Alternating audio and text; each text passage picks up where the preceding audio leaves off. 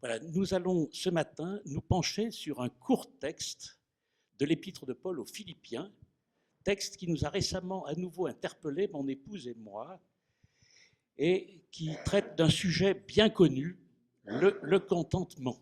Le contentement. Ce n'est pas un sujet nouveau. Quand j'étais enfant, mes parents nous invitaient souvent à jouer au jeu du contentement. Je ne sais pas si vous connaissez ce jeu, mais c'est surtout quand nous étions plutôt enclins à râler et à rouspéter. Et de nos jours encore, et indépendamment de la pandémie, nous sommes confrontés à des pressions extérieures, pressions qui tendent à faire de nous de grands insatisfaits. C'est par exemple, de manière sournoise, l'objectif recherché par la publicité qui nous pousse à l'achat en éveillant notre insatisfaction quant à notre état. Alors, nous voulons plus, nous voulons mieux, plus d'argent, plus de confort, plus de sécurité, une plus grosse voiture, une plus grande maison. Peut-être avez-vous entendu cette semaine à la radio, aux informations, que les consommateurs français sont surexposés à la publicité sur les SUV. Les SUV, ce sont ces grosses voitures qui se font maintenant. Et cela va à l'encontre de l'écologie. Pourquoi donc encore aborder ce sujet du contentement? Peut-être aussi parce que nous, les Français, c'est bien connu, nous sommes connus donc pour être un peuple de râleurs. Et je ne m'exclus pas du mot peuple. Râler, c'est exprimer son insatisfaction, mais c'est parfois aussi un sport national. Par exemple, nous sommes si facilement mécontents de nos dirigeants et des décisions qu'ils prennent, que ce soit peut-être dans l'Église ou dans le département ou au plan national. Et le contexte de la pandémie est venu amplifier ce mécontentement et cette insatisfaction quasi chronique. Dans ce contexte, qu'est-ce que la Bible a à nous apprendre? Qu'est-ce que nous avons, nous, chrétiens, à témoigner sur ces questions, ici, à Moret, Loing et Orvanne? Notre foi, basée sur les promesses de la parole, de la Bible donc, devrait faire de nous des gens heureux, qui savent se satisfaire de l'état présent. Et pourtant, si vous allez faire un petit tour sur Internet, vous trouverez un certain nombre de prédications dans la mouvance de l'évangile de la prospérité qui parlent de succès, de réussite, de prospérité et plus rarement de souffrance, de maladie ou de pauvreté.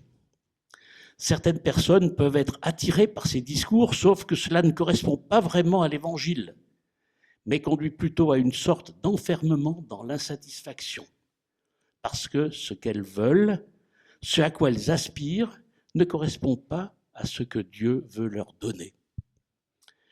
Donc voyons maintenant ce passage de l'épître de Paul aux Philippiens, au chapitre 4, les versets 10 à 13. Je vais lire dans la Bible du Semeur, ce sera peut-être un peu différent de ce qui va être affiché. « Je me suis réjoui comme d'une grâce venant du Seigneur, en voyant que votre intérêt pour moi a pu finalement porter de nouveaux fruits. Car cette sollicitude à mon égard, vous l'éprouviez toujours, mais vous n'aviez pas eu l'occasion de la manifester. Ce n'est pas le besoin qui me fait parler ainsi, car j'ai appris en toutes circonstances à être content avec ce que j'ai. Je sais vivre dans le dénuement, je sais aussi vivre dans l'abondance.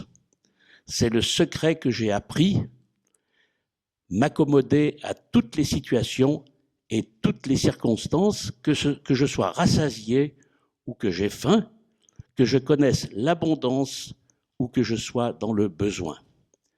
Je peux tout grâce à celui qui me fortifie, dit Paul. » Alors, quel était le contexte de ces versets? Paul était en prison, peut-être à Rome, et là, dans notre texte, on voit que Paul se réjouit de ce que les chrétiens de l'église de Philippe, en Macédoine, en Grèce, ont décidé de lui envoyer un soutien financier. Un soutien qu'on imagine franchement bienvenu, parce que les prisonniers étaient à l'époque dépendants d'aide matérielle extérieure. Il n'y avait pas le service intérieur à la prison pour les repas en général. Et donc leur survie dépendait de ce qu'ils pouvaient recevoir de l'extérieur. Mais ce qu'il faut savoir également, c'est qu'il est fort probable que l'église de Philippe passait elle-même par une situation financière assez pénible et qu'elle n'avait pas pu aider Paul autant qu'elle l'aurait souhaité. C'est ce que l'on peut comprendre entre les lignes quand Paul dit que cette sollicitude à mon égard, vous l'éprouviez, mais vous n'avez pas eu l'occasion de la manifester. Donc, et en même temps, tout en disant sa reconnaissance pour le don qui venait d'arriver, Paul veut prendre le temps de dire quelques mots sur le contentement. Et il déclare au verset 11, « Ce n'est pas le besoin qui me fait parler ainsi, sous-entendu la joie et la reconnaissance, car j'ai appris en toutes circonstances à être content avec ce que j'ai. » Quel est donc le secret de Paul qui déclare avoir appris de se contenter de l'état dans lequel il se trouve? Comment fait-il? Serait-il un surhomme? Eh bien, le premier point de réponse que Paul nous donne, c'est que le contentement est quelque chose qui s'apprend. Paul nous dit qu'il a appris à se contenter de l'état dans lequel il se trouvait. Combien de fois me suis-je dit en regardant nos pianistes, Serginet aujourd'hui paye souvent les autres dimanches, eh bien, j'aimerais tellement jouer aussi bien qu'eux. Mais je sais fort bien qu'aujourd'hui, je n'ai pas pris le temps d'apprendre quand j'étais enfant, alors que j'en avais tout à fait la possibilité. Et la réalité, c'est qu'aujourd'hui, je ne sais pas jouer. Paul n'était pas différent de nous, et son penchant naturel pouvait le conduire à être insatisfait de manquer de telle ou telle chose et à vouloir rechercher le mieux. Mais il a appris à se contenter de l'état où il se trouvait. Mais qu'a-t-il donc appris exactement, Paul? On peut dire qu'il a appris une nouvelle définition du contentement. Oui, parce que si nous sommes, nous, par nature, de grands insatisfaits, c'est sûrement parce que nous nous faisons une mauvaise idée de ce qu'est le contentement. D'ailleurs, que répondrions-nous si on nous demandait « Qu'est-ce qu'il te faudrait pour que tu sois satisfait, pour que tu sois content ?» Vous pouvez sortir une feuille et faire l'exercice. La réponse serait certainement une liste de souhaits, de désirs. Je serais comblé si je trouvais un travail, si je trouvais un conjoint, si mes enfants se réconciliaient, ou si j'habitais dans un nouvel appartement, ou si je pouvais enfin avoir cette nouvelle voiture, etc. Je pense que la plupart d'entre nous répondrions qu'être satisfait et content, c'est recevoir ce que nous voulons. C'est là, quelque part, notre définition du contentement. Recevoir ce que l'on veut. Mais on peut penser que Paul, lui, avait découvert une autre définition, bien meilleure et même, je dirais, presque provocante. Pour lui, le contentement, ce n'est pas de recevoir ce que l'on veut, mais l'inverse. C'est vouloir ou accepter ce que l'on reçoit. Je vais répéter, parce qu'il faut vraiment bien se mettre ça dans la tête. Le contentement, ce n'est pas recevoir ce que l'on veut, mais c'est vouloir, c'est accepter ce que l'on reçoit. Et oui, quand Paul disait se contenter de l'état dans lequel il se trouvait, ce qu'il voulait dire, c'est qu'il ne désirait pas autre chose. En plus, et plus encore, que l'état dans lequel il avait reçu, il avait appris à le vouloir, à l'accepter avec reconnaissance. et même à s'en réjouir, même si en l'occurrence, il se trouvait où? En prison. En prison. Oui, mais me direz-vous, c'est quand même difficile d'accepter un état malheureux, un état fait de détresse, de maladie, d'accepter la prison. Effectivement, oui, sans aucun doute, c'est difficile. Et il se trouve que cette semaine, j'ai reçu une lettre de nouvelles de l'ancien pasteur de l'église de Moissy-Cramayel, tout près, au nord de Melun, qui est maintenant missionnaire au Togo et qui est responsable d'une station de radio. Et dans sa lettre de nouvelles, précisément, il citait l'exemple d'un aumônier. Alors écoutez cet extrait. Juste un exemple d'un ami togolais qui est aumônier à l'hôpital de l'Espérance. Il s'est rendu à un programme de formation au Burkina Faso en janvier et il a été contrôlé positif au Covid à son retour à Mango, au nord du Togo. Ici, il vous enferme dans une chambre à l'hôtel local pendant 14 jours. Il se trouve qu'un autre employé de l'hôpital, musulman, a également été contrôlé positif au Covid le même jour et ils ont été mis ensemble dans la même chambre. Ils ont dû rester ensemble 24 heures sur 24 pendant tout ce temps. L'aumônier, d'abord accablé par le découragement, a finalement pris comme un signe du Seigneur le fait d'avoir à passer du temps spécifique avec son collègue, l'infirmier. Ils ont eu des études bibliques quotidiennes et de nombreuses conversations sur Jésus au cours de ces 14 jours.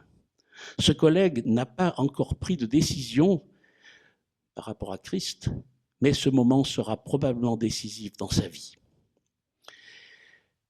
On voit que cet aumônier a accepté cette situation qu'il a reçue, qu'il n'a pas cherchée, qui n'était pas agréable, mais il l'a acceptée. Et il a trouvé qu'il a pu être au service du Seigneur, même dans cette circonstance. Mais l'apôtre Paul partage une autre leçon sur son apprentissage du contentement. En fait, la deuxième chose que Paul a apprise, et c'est fondamental que nous-mêmes, nous arrivions à l'apprendre aussi pour nous, c'est qu'il y a deux grands obstacles au contentement. Au verset 12, Paul dit « Je sais vivre humblement comme je sais vivre dans l'abondance.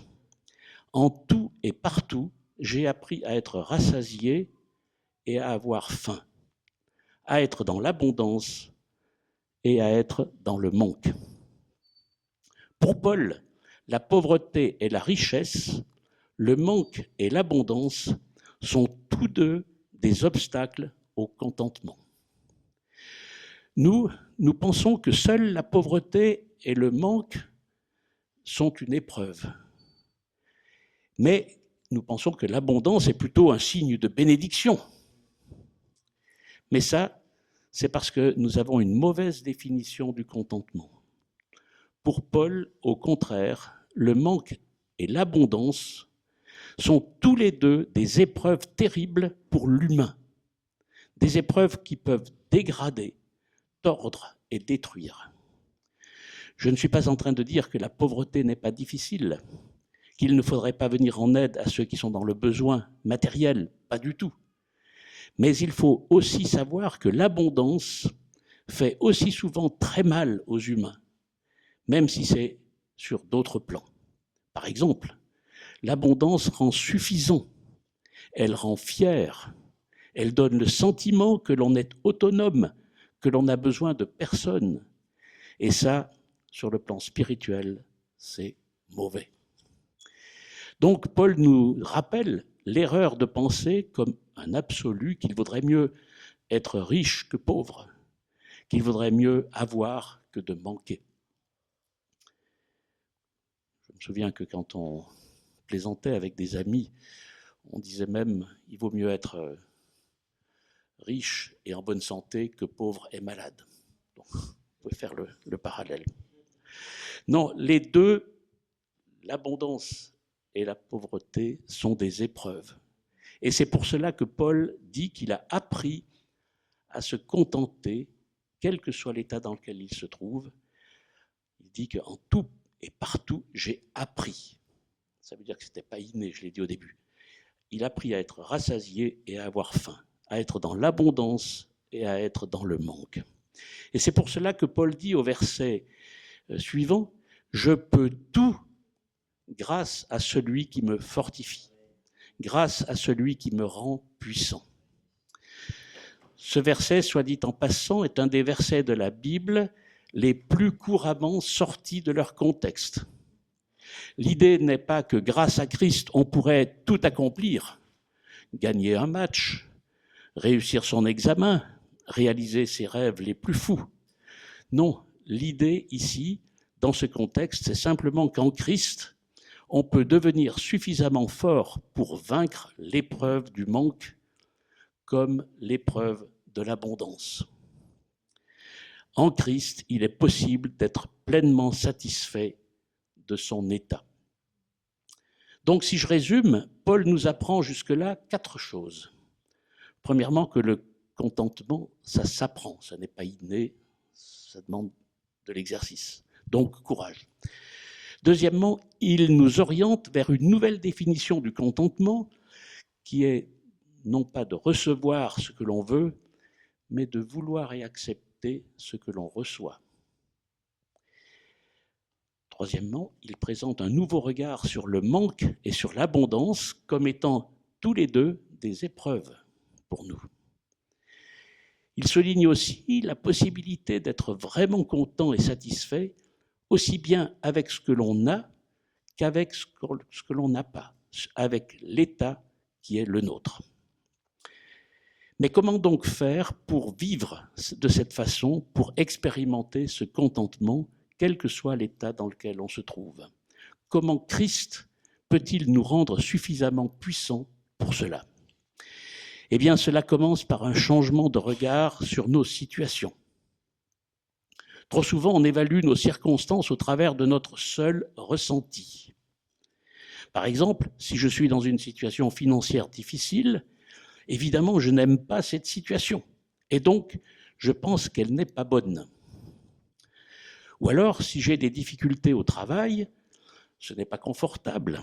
Donc, je pense qu'il me faudrait trouver un nouvel emploi.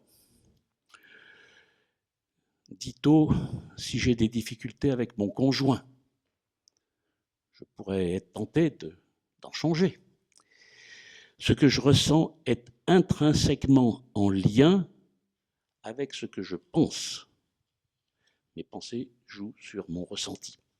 Et c'est essentiellement mon ressenti qui dirige ce que je pense d'une situation que je traverse. Mais je vais apprendre le contentement si j'arrive à changer de regard sur ma situation, si j'apprends à ne plus simplement laisser mes ressentis maîtriser mes pensées. On apprend le contentement quand on accepte que chacune de nos circonstances, bonnes ou mauvaises, moins bonnes, selon nos ressentis, nous sont données. C'est-à-dire quels sont les bons choix que Dieu fait pour nos vies au moment présent. Ça, c'est important. Est-ce que ce n'est que la foi en un Dieu grand?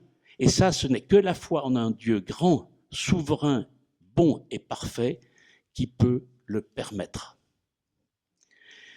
Si je sais et si je crois que Dieu a un plan bien précis, un plan parfait et bon pour chacune de nos vies et pour sa création tout entière, si je crois qu'il a le contrôle de la situation, alors je pourrais accepter chaque situation comme un don de sa part.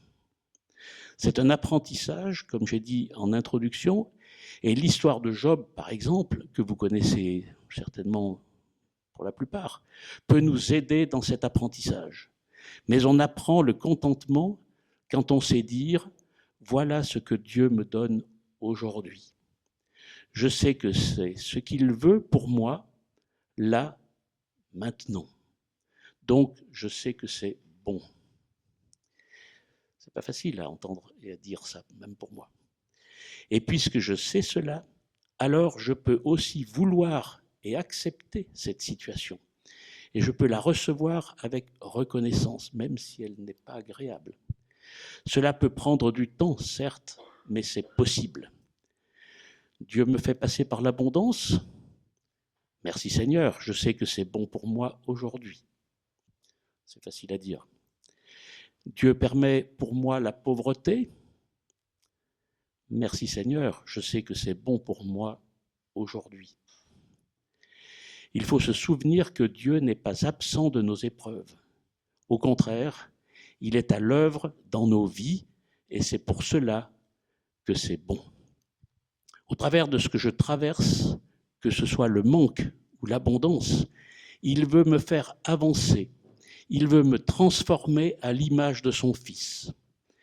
Il est à l'œuvre et je peux donc dire oui, si c'est ce que Dieu veut pour moi, si c'est ce qu'il me donne, alors c'est bon. C'est avec ce regard renouvelé par la foi sur ses propres circonstances que Paul a pu déclarer au verset 13 « Je peux tout grâce à celui qui me fortifie ». Au lieu de se lamenter en disant « je ne peux pas » ou « je ne veux autre chose » ou « je veux autre chose », Paul avait appris à accepter le fait que Dieu sait ce qu'il fait, y compris d'être en prison pour lui. Paul connaissait Dieu dans son amour, dans sa puissance, dans sa bonté et dans ses intentions parfaites. Et il pouvait donc se contenter, en lui faisant pleinement confiance, de l'état dans lequel il se trouvait. Et là, j'ai pensé aussi, en rédigeant ce texte, au naufrage de l'apôtre Paul sur l'île de Malte. Bon, j'ai prêché une fois là-dessus, sur cet épisode, c'est vraiment saisissant de voir comment Dieu a transformé cet épisode tragique en événement pour sa gloire. Et si je crois vraiment que nous aussi, si nous nous souvenons de cela, si nous nous souvenons que Dieu est celui qui s'est fait connaître à Jésus, pardon, je reprends. Et je crois vraiment que si nous aussi, si nous nous souvenons de cela, si nous nous souvenons que Dieu est celui qui s'est fait connaître en Jésus-Christ, qui est ce Dieu bon, qui dirige toutes choses, si nous nous souvenons aussi, ainsi que tout concourt au bien de ceux qui aiment Dieu, comme Paul le dit en Romains 8, 28, alors notre manière de voir la vie, de voir les circonstances, sera complètement chamboulée, même dans notre prison, même dans notre presque confinement aujourd'hui. Cette foi en Dieu, en Christ, va créer en nous une puissance qui nous rendra capables de vivre dans le manque et de vivre dans l'abondance. Parce que, quelles que soient les circonstances, nous savons que Dieu nous place là où il veut et que c'est bon. Et c'est ainsi que nous pourrons vouloir ce que nous avons, plutôt que de vouloir ce que nous n'avons pas. Mais n'oublions pas que cette puissance qui nous rend capables d'être pleinement satisfaits, quelles que soient les circonstances, quelles que soient les épreuves, et on en connaît tous, de près ou de loin, des épreuves, eh bien, que c'est Christ qui nous la donne. Je peux tout grâce à celui qui me fortifie. Je peux tout en Christ qui me rend puissant, selon les versions. Et donc, le cinquième secret du contentement de Paul, c'est aussi, et d'abord cela, c'est d'avoir Christ dans sa vie et se satisfaire de Christ, de faire de Christ sa satisfaction. Paul avait appris, face aux épreuves du manque et de l'abondance, que Christ était suffisant pour lui. Qu'en Christ, il avait tout ce dont il avait besoin pour traverser les épreuves. Donc, plaçons notre confiance en Christ, qui est pleinement suffisant. C'est cela le secret de Paul, c'est cela le secret de sa joie. Quelles que soient les circonstances, nous pouvons faire confiance à Christ et faire de lui notre tout, lui offrir tout ce que nous sommes, parce qu'il nous comble de sa présence et de son amour, et cela même en prison. Prions. Seigneur, cet exemple de Paul nous interpelle et m'interpelle. Il peut même nous déstabiliser et nous humilier. Mais il nous encourage à placer toute notre confiance en Jésus-Christ, ton Fils. Lui seul peut nous aider à transformer notre regard et notre appréciation dans chacune des situations de manque ou d'abondance que tu places devant nous.